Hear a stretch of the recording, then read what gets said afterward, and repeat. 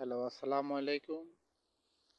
বাংলাদেশে প্রচুর গরম পড়ছে, মানে 15 দিনের ভিতরে, ঠিক আছে। তারা মানে গরমে থাকতে পারে না। আমরা প্রবাসীরা কিভাবে থাকি, মানে 50-45 ডিগ্রির গরমের তাপমাত্রার মধ্যে আমরা প্রবাসীরা কিভাবে থাকি, ঠিক আছে।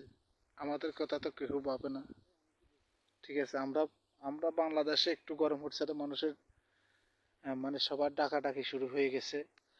আমাদের ডাকাডাকি তো কেউ শুনে না। আর আমরা কত কষ্ট কালাস করে টাকা পয়সা দিই, আমাদের টাকা পয়সা এরা খায়, কিন্তু আমাদের সাথে তারাই প্রতারণা করে, ঠিক আছে। ভাই ভাই বোন, আপনার আত্মীয় স্বজন আপনার সাথে প্রতারণা করবে। টাকা দিবেন, আপনারা সবাই ভালো জানবে। টাকা দিতেন না কেউ আপনাকে খারাপ জানবে না, খারাপ জানবে, ঠিক আছে। তো এটাই আপনার ইয়া, ঠিক আছে। এটা মানে মাথাতে রাখতে হবে যে আমরা আজকে আপনাদের 5-15 দিন গরম পড়ছে, আপনাকে কেমত হয়ে গেছে। আমাদের বছর বছর মানে রোদে জ্বলে, রোদে 50-45 তাপমাত্রার মধ্যে আমরা থাকি কিভাবে? তাহলে আমাদের কষ্টের কথা কেউ বুঝে না, আপনাদের কষ্টের কথা আমরা বুঝবো? আপনারা এটাই মনে করেন না?